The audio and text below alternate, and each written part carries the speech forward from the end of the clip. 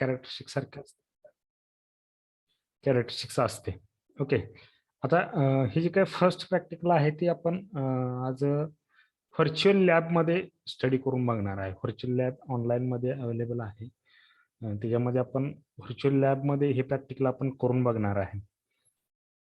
Okay. First practical आपण बघू कसं कसं आहे.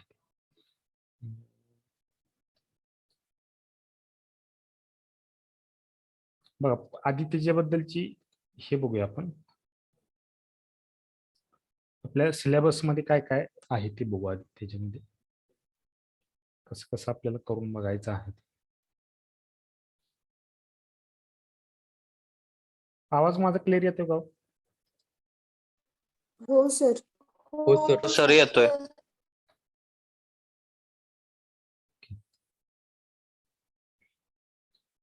हा.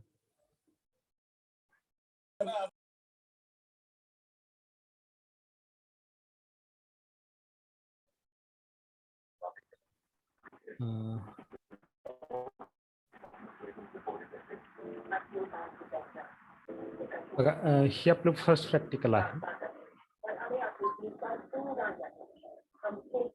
फर्स्ट प्रॅक्टिकल मध्ये काय आहे बघा.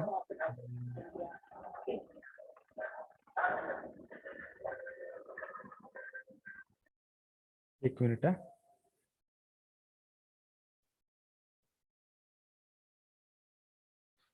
बघा हे असे आपले डायग्राम आहे. फर्स्ट प्रॅक्टिकल आपलं इथून स्टार्ट होते.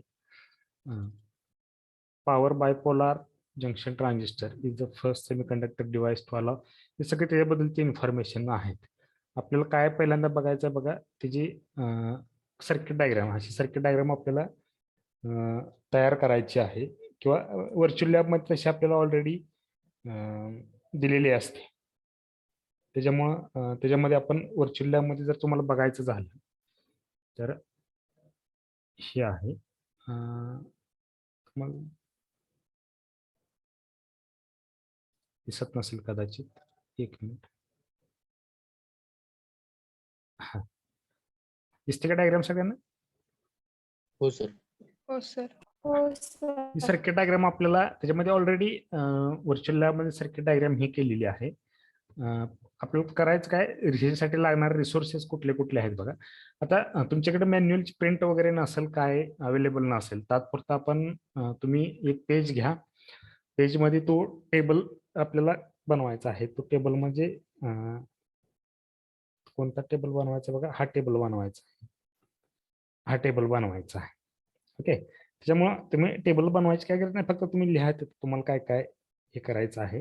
त्याच्यावरून आपल्याला तिथे रेडिंग्स घेता येते. ते रिसोर्सेस मध्ये आपण कुठले कुठले रिसोर्सेस यूज करणार आहे ते बघणार आहे. ओके. आता रिक्वायर्ड रिसोर्सेस मध्ये काय काय आहे बघा. एक ट्रान्झिस्टर लागेल. एक हा ॲमीटर आहे. हा व्होल्टमीटर आहे. ओके. बघा ट्रान्झिस्टर ॲमीटर किती लागतील हो.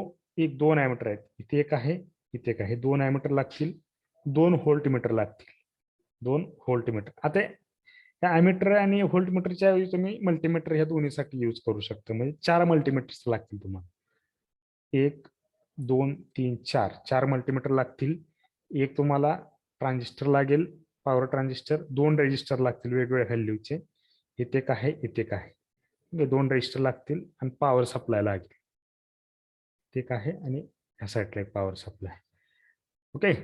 आता मला कोण सांगू शकते का हे जे काही कनेक्शन आहे या डायग्रामचं हे कुठल्या कॉन्फिगरेशन मध्ये आहे. कॉमन बेस मध्ये आहे का, कॉमन इमिटर मध्ये आहे का, कॉमन कलेक्टर मध्ये आहे, कुठल्या कॉन्फिगरेशन मध्ये आहे?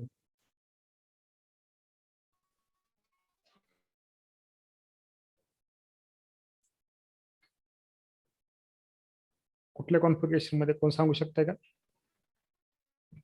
कॉमन. आवाज येत नाही. Common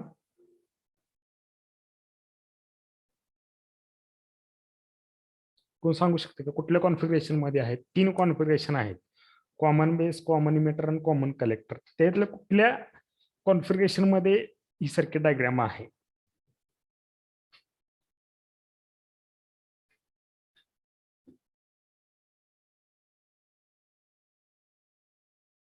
common emitter. Common emitter बरोबर आहे का? कॉमन इमिटर मध्ये आहे का? हो सर. ओके, ही जी काही कॉन्फिगरेशन आहे हे कॉमन इमिटर कॉन्फिगरेशन आहे. ओके, आता जर तुम्ही याच्यामध्ये बघितलं तर हा वरचं कलेक्टर टर्मिनल आहे. दिस इज द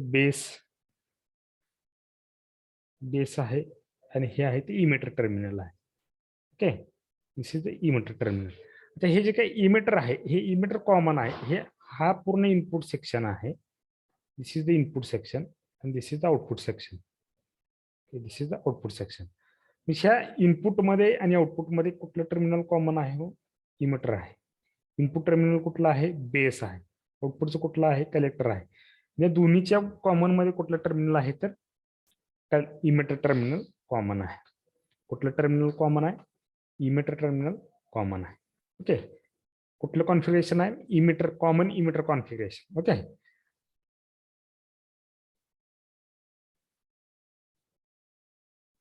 आता याच्यामध्ये आपल्याला जो काय ऑब्झर्वेशन टेबल बघायचा आहे. आता प्रोसिजर काय काय आहे बघायची.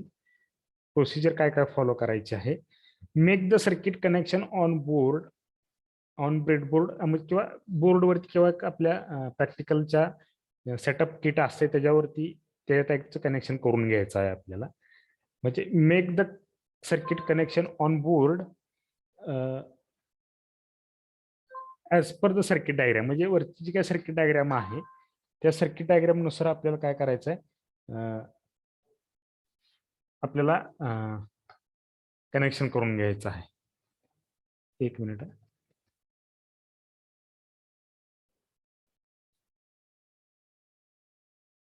वेट.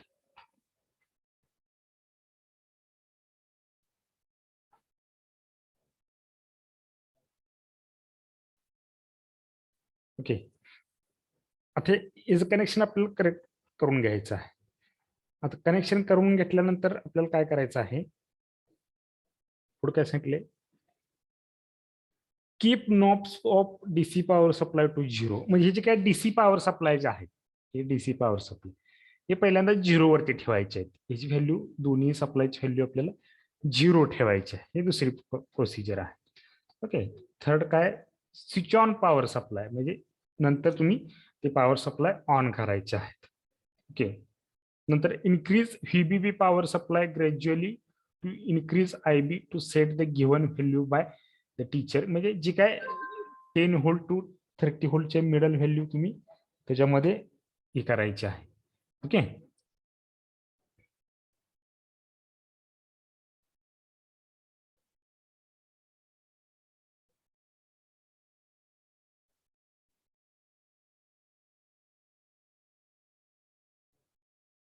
एक मिनिट.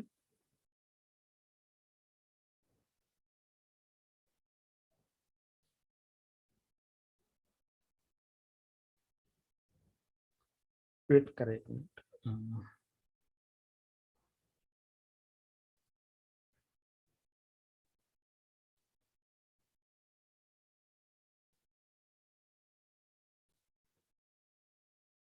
ओके, आता जे आपल्याला काय करायचं, व्हीबीबी सप्लाय इन्क्रीज करायचा आहे. आवाज येतोय ना? हा व्हीबीबी आहे, हा व्हीसीसी आहे. हो सर.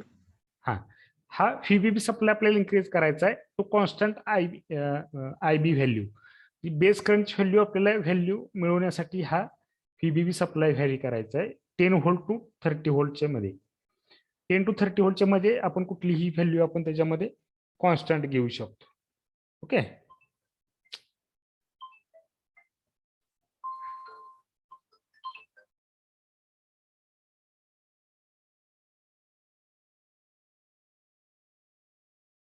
येतोय का माझा आवाज?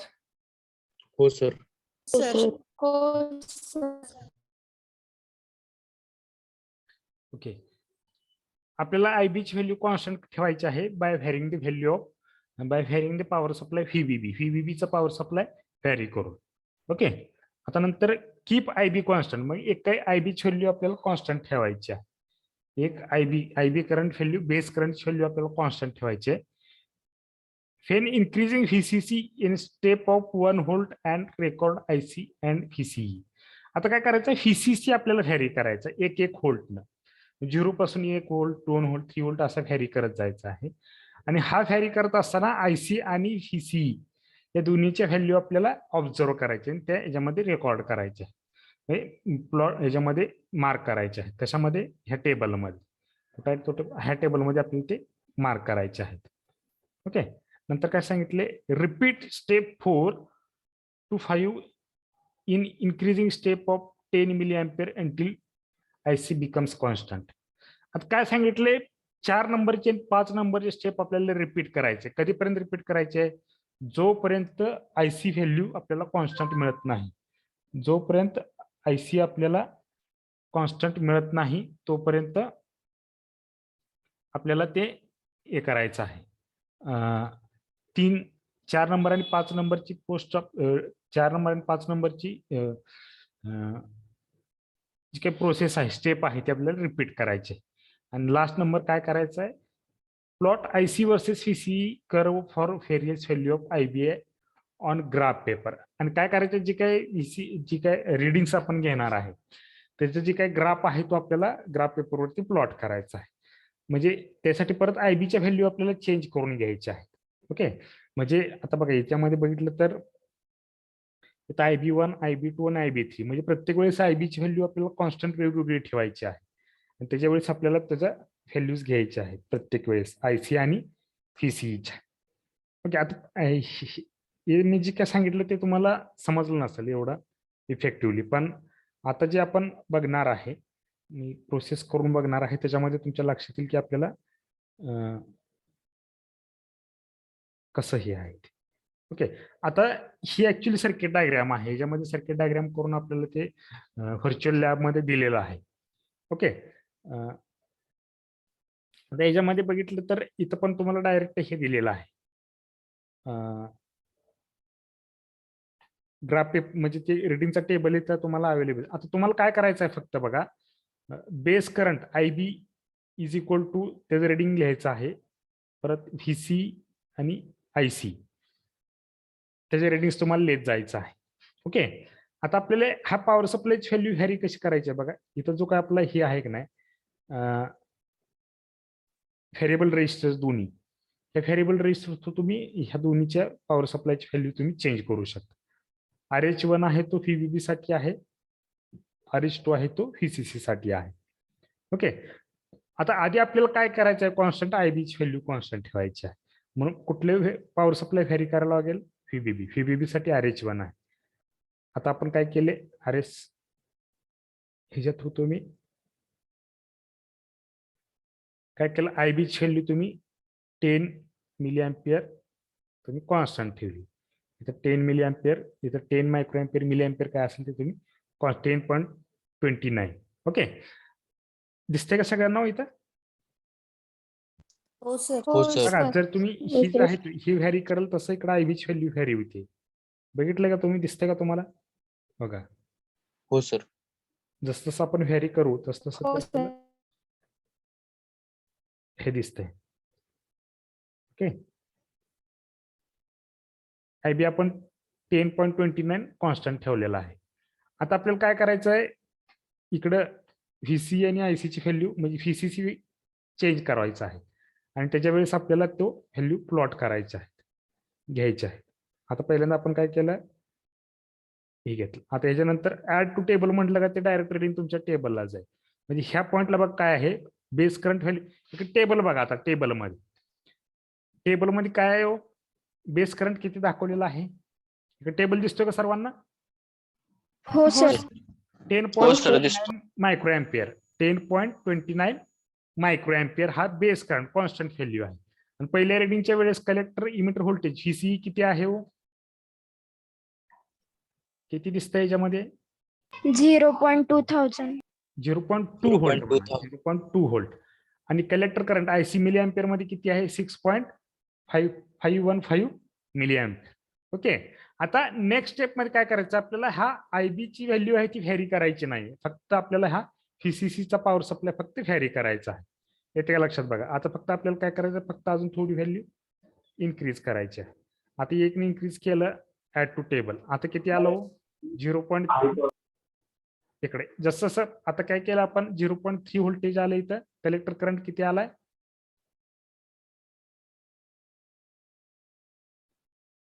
कलेक्टर करंट किती आलेला आहे 9.61 बरोबर आहे बेस करंट व्हॅल्यू चेंज झाले का हो नाही नाही बेस आपल्याला आहे. बेस करंट कॉन्स्टंट ठेवायचा आहे परत आपण काय केलं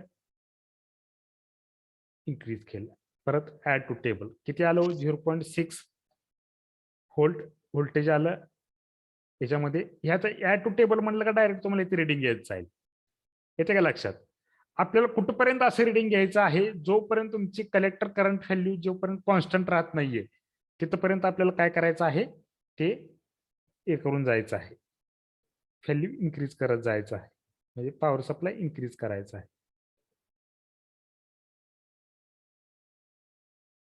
परत ऍड टू टेबल केल्यानंतर 0.9 23.64 मिली अँपिअर लक्षात आहे का मी आपण कसं हे करतोय ते रिडिंग घेतोय ते लक्षात येत आहे का तुमच्या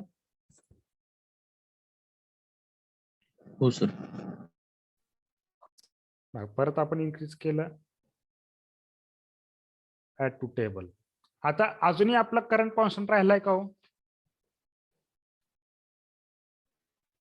करंट नाही कॉन्स्टंट आहे का अजून नाही म्हणजे आपल्याला नाही. अजून रेडिंग पुढे घ्यावं लागणार आहे अजून इथं पण राहिलं का कॉन्स्टंट नाही परत 27 कडून 29 पर्यंत आलेला आहे ओके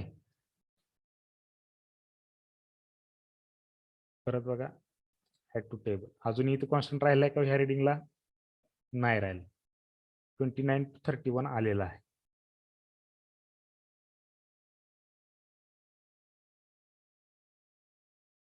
इथं 31 32 इथं अजूनही नाही कॉन्स्टंट राहिलेलं नाही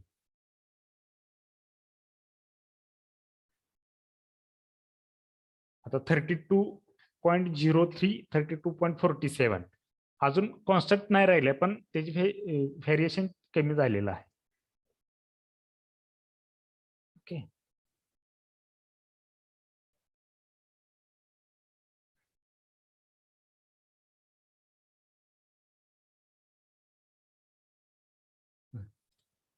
आता 32.76 32.90 32.97 32.98 ओके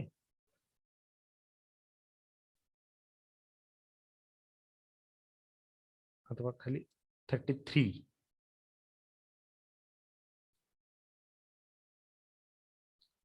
33.01 33.01 मी इथून पुढे आपलं कॉन्स्टंट राहायला सुरुवात झालेली आहे आपल्याला इन्क्रीज करत जायचं आहे आलं का इथं कॉन्स्टंट राहिलं का हो 33.01 33.01 33.01 हो कॉन्स्टंट सर राहिलाय का हो सर हो सर ते हो लक्षात सर म्हणजे कॉन्स्टंट राहीपर्यंत आपल्याला हे घ्यायचं आहे आणि याचं काय असे आता ही एक व्हॅल्यू झाली आता ह्याच्यामध्ये रिडिंग्स घेत असताना बघा 10 आता तुम्ही ही लिहून घ्या आधी तुम्हाला सांगतो खाली शिफ्ट करताना आता लिहून घेताना कसं लिहिणार तुम्ही कसं लिहायचं सांगतो तुम्हाला मी टेबल करायची काय गरज नाहीये एक आय बी घ्यायचा आय बी म्हणून लिहा असं एक minute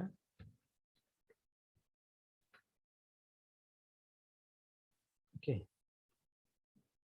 I B is equal to आता जी काय आपण आय बी किती घेतला होतो कॉन्स्टंट 10.29 मायक्रो एम्पियर हे असं लिहा त्याच्या खाली परत इथे एका साईडला आय सी असं घ्या आणि दुसऱ्या साईडला व्हीसीई असं लिहा किंवा इकडे व्हीसी इकडे आयसी लिहिलं तर चालेल तिथं कारण आपल्या ऑब्झर्वेशन टेबलमध्ये असं आहे तुम्ही असं लिहा किंवा असं लिहा तिथं लिहिताना तुम्हाला ते हे करायचं आहे ऑब्झर्वेशन टेबलमध्ये आणि याच्या खाली हे रिडिंग्स लिहा असं सगळं इथपर्यंत आलं सांगा खाली शिफ्ट करायला मी खालीही करतो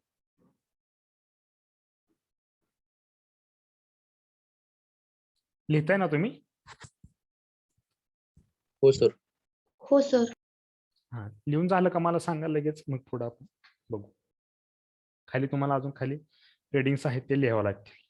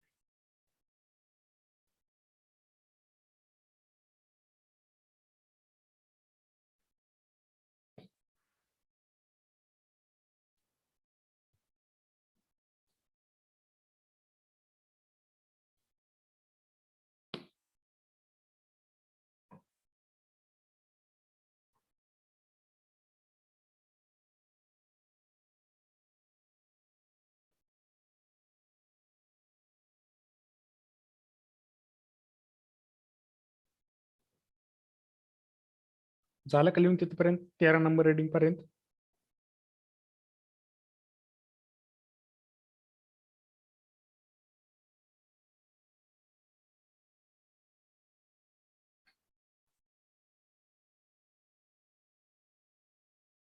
हो सर, झालं आता.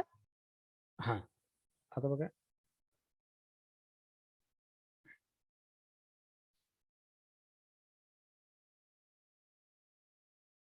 आता खालचे लिहा ते रेडिंग.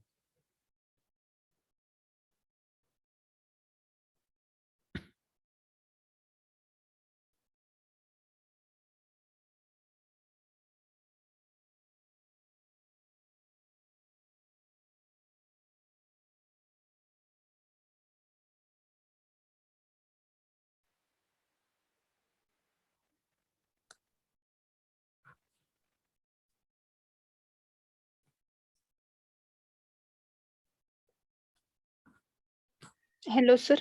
हा, सर, मॅन्युअल मध्ये एवढं रीडिंग साठी बॉक्स कॉलम नाहीये. हा, आता काय करायचं आपल्याला मॅन्युअल मध्ये काय करायचं सांगतो तुम्हाला. लिहिताना मॅन्युअल मध्ये लिहित असताना हे मधून मधून रेडिंग लिहायचे, सगळे लिहायचे नाही. म्हणजे जिथून आता ही 1 व्होल्ट आहे नाही, 1.2 नंतर 2.1 लिहायचं डायरेक्ट, नंतर 3.2 लिहायचं, नंतर 4.8 लिहायचं, परत 5.3, 6 असं लिहायचं. ते आलं लक्षात तुमच्या? म्हणजे हो सर. एका व्होल्टच्या गॅप न लिहायचं रेडिंग लिहिताना, मॅन्युअल मध्ये लिहिताना. एक व्होल्टचं लिहायचं. 1.2 नंतर 2.1, 3.2, 4.8, 5.3, 6.3 असं लिहायचं. ते आलं का लक्षात? ते मधले रिडिंग्स नाही लिहिले तरी चालतं, काय नाही एवढं. आपलं जवळजवळ रिडिंग्स काय घेतले तुम्हाला जास्त समजावं लगेच म्हणून. ओके, झालं का लिहून हे? हो सर, झालं. हा, आता बघा याच्यामध्ये कॉन्स्टंट राहायला कुठल्या व्होल्टेज पासून स्टार्ट झालंय हो? किती व्होल्टेज पासून आपला करंट कॉन्स्टंट राहायला सुरुवात झाली?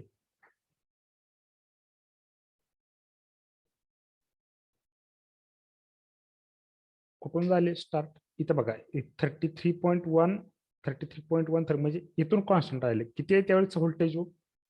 5.3 5.3. हे लक्षात असू द्या, 5.3. 5.3.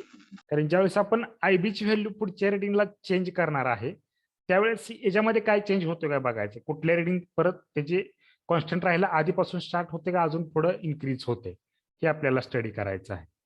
येतं का लक्षात? ते महत्वाचं आहे. जसं जसं आपण आयबी ची व्हॅल्यू इन्क्रीज करत जाईल तसं कॉन्स्टंट राहायचा पिरियड आपला खाली येतोय का वरती जातोय कॉन्स्टंट, ते बघायचं आहे आपल्याला. येते का लक्षात? हे लक्षात राहू द्या, 5.3 व्होल्ट पासून आपलं कॉन्स्टंट राहायला सुरुवात झाली होती. आता ह्याचा ग्राफ प्लॉट करायचा आहे. प्लॉट आता हा ग्राफ असा आलेला आहे, तर खाली येईल लगेच ग्राफ.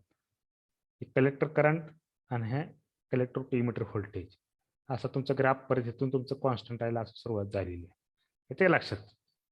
जर तुम्ही आपण स्टडी केलेले कॅरेक्टरिस्टिक बघितले तर त्याच्यामध्ये पण बघा असं इन्क्रीज होऊन परत कॉन्स्टंट राहायला सुरुवात झालेली आहे. बरोबर आहे का हो? असंच आहे का आपल्या ह्याच्यामध्ये एक आहे अजून आपल्याला अजून रिडिंग घ्यायचे आहेत ह्याच्यामध्ये अजून ह्याच्यामध्ये येते का लक्षात? हो सर. ओके. आता पुढची स्टेप काय आहे बघा. आता नेक्स्ट स्टेपला परत हे आपल्याला क्लिअर करायचं आहे. सगळं क्लिअर केलं. आता आपण आयबी ची व्हॅल्यू इन्क्रीज करणार.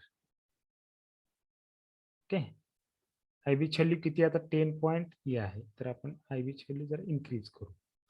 आता किती आहे 11.54. ओके. आता ह्या वेळेस आपला करंट व्होल्टेज किती आहे किती एवढं घेतलं आपण. ओके. Add to table. आता किती आहे हे लिहा तुम्ही. आता एक एक रिडिंग लिहित चला. मगाचा सेम पॅटर्न यूज करायचा फक्त आयबी ची व्हॅल्यू चेंज करायची.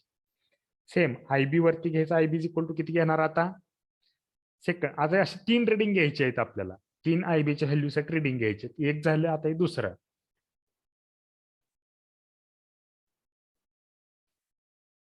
लिहिताय ना तुम्ही? हो सर. हो सर. हा. आता एक एक रिडिंग मध्ये लिहित जाऊ मग तुमच्या लक्षात येईल.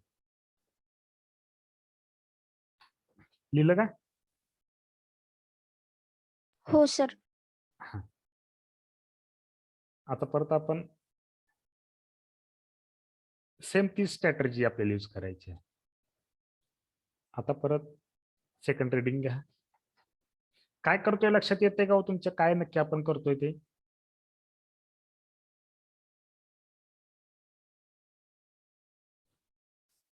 हो सर. हा. आता नेक्स्ट रिडिंग घ्या.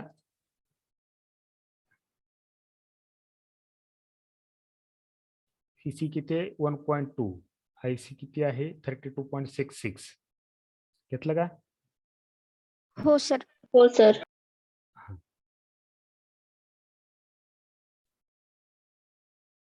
आता किती आहे सीसी 1.6 आयसी 36.11.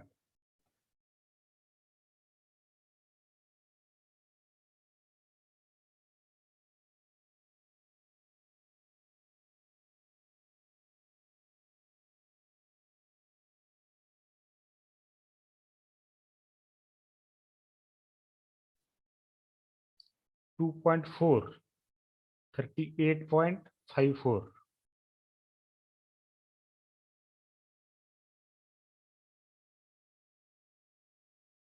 घेतलं का?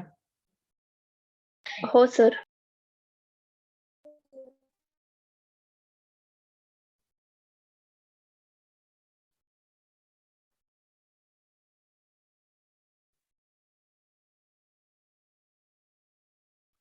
नेक्स्ट 2.8 38.89.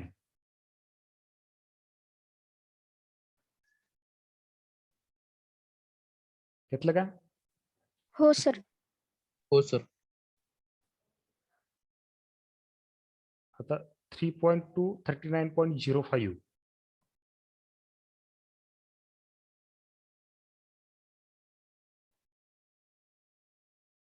घेतलं? हो सर.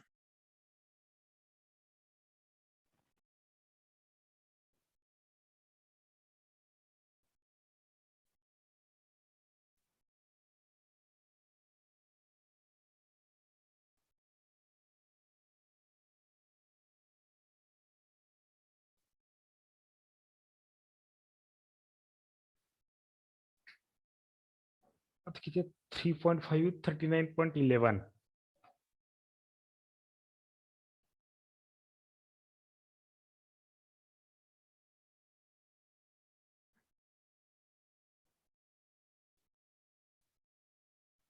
थ्री 3.9 39.15.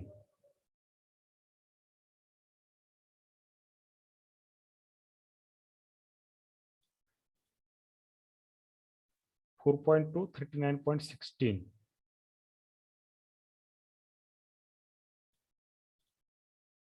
4.7 39.17.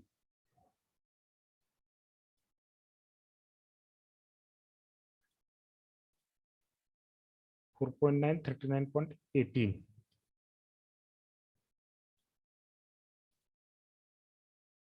5.2 39.18.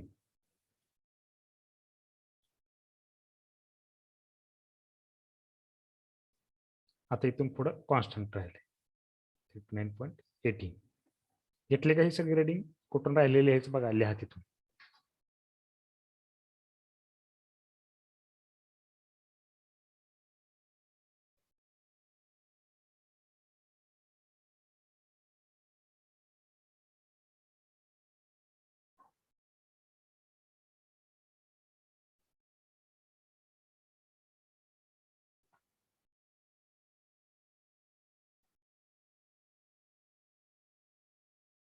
लिहिलं का? हो सर. हो हो सर. सर. सगळ्यांचं चालू केलं यायचं गर्ल्स मध्ये. हो सर. ओके. आता याच्यामध्ये मला सांगा प्लॉट कॉन्स्टंट राहायला कुठून स्टार्ट झालाय हो? किती व्होल्टेज पासून? 4.9. 4.9. 4.9 ला स्टार्ट झालंय. आधीच्या रिडिंगला किती कुठून स्टार्ट झालं होतं? 5.3. 5.3. म्हणजे जसं तुम्ही आयबी ची व्हॅल्यू इन्क्रीज कराल तसं आयबी कॉन्स्टंट राहायला डिक्रीज होतोय ना. आयबी चा व्हॅल्यू काय होते? डिक्रीज होते. बरोबर आहे का? आयसी ची व्हॅल्यू येते का लक्षात मी काय सांगतोय ते? हो सर. हो सर. हा, आता हे प्लॉट केल्यानंतर बघ ते सेम तसंच येणार आहे. फक्त हे असं राहील. इथं मगाशी कुठून कॉन्स्टंट राहायला सुरुवात झाली होती? फोडून राहिली. आता इथून 4.9 इथून कॉन्स्टंट राहिलं सुरुवात झालेली आहे. त्या लक्षात ग्राफ काय तसंच येणार आहे. आता 2 ग्राफ एकत्र दाखवता येत नाही त्याच्यामध्ये. 2-3 ग्राफ इथे एकत्रित आपल्याला बघता येत नाही. ओके, एक एकच रेडिंगच आपल्याला ग्राफ बघता येत. हे झालं दुसरं रेडिंग. आता अजून एक आपल्याला रेडिंग घ्यायचं आहे असंच. थोडीशी व्हॅल्यू आपण वाढवून घेऊ इथं.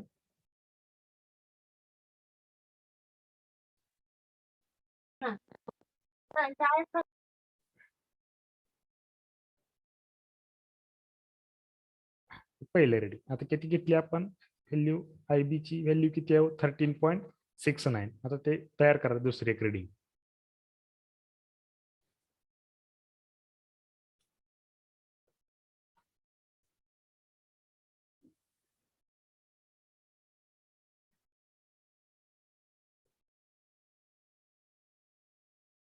करताय ना तयार? हो सर.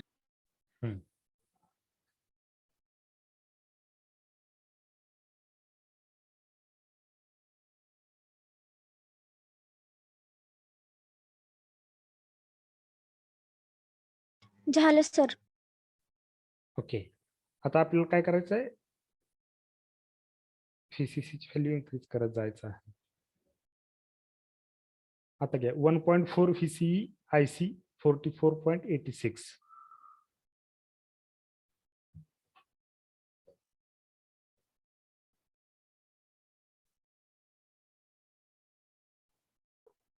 नेक्स्ट घ्या 1.8 47.97.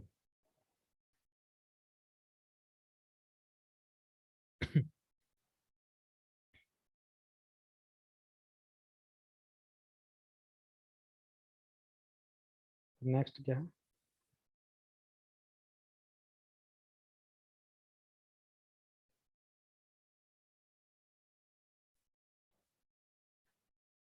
2.4 49.84.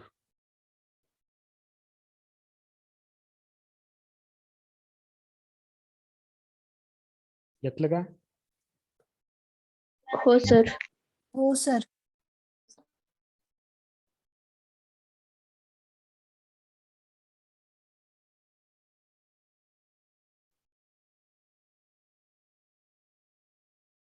तर 3.1 50.46.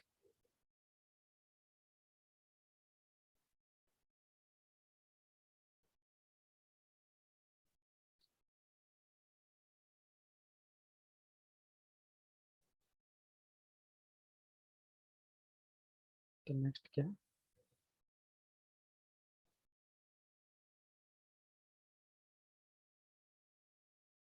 थ्री 3.8 50.62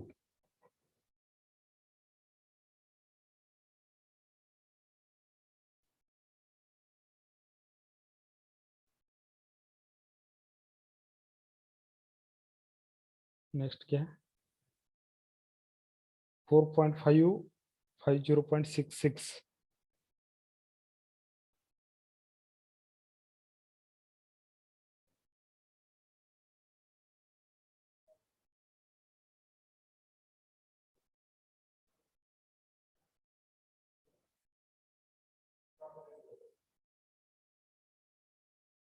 तो नेक्स्ट क्या है? 4.7 50.66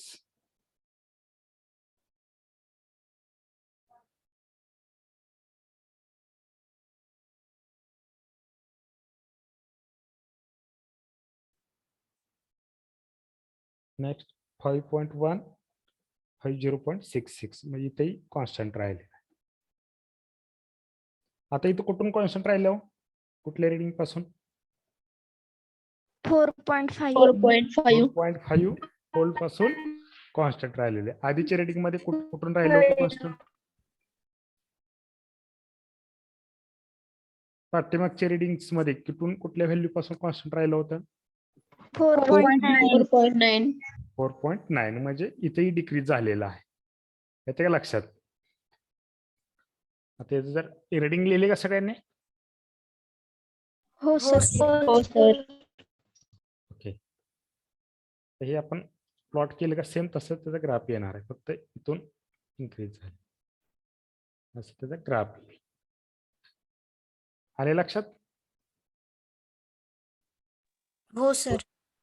समजले का सगळ्यांना प्रॅक्टिकल? हो सर.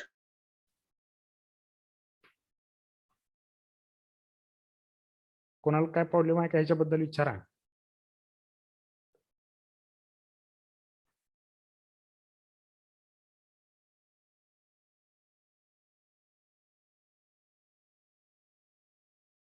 आहे का काय प्रॉब्लेम कोणाचा?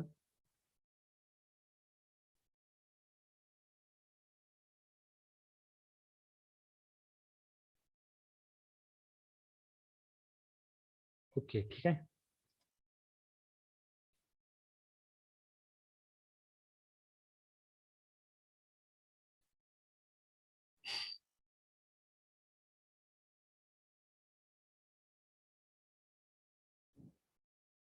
समजलं का सगळ्यांना? पहिलं प्रॅक्टिकल पॉवर बीजेटी ची कॅरेक्टरिस्टिक्स कशा ड्रॉ करतोय आपण, कशा कॅल्क्युलेट करतोय, समजलंय?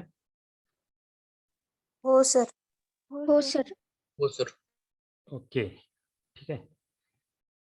तर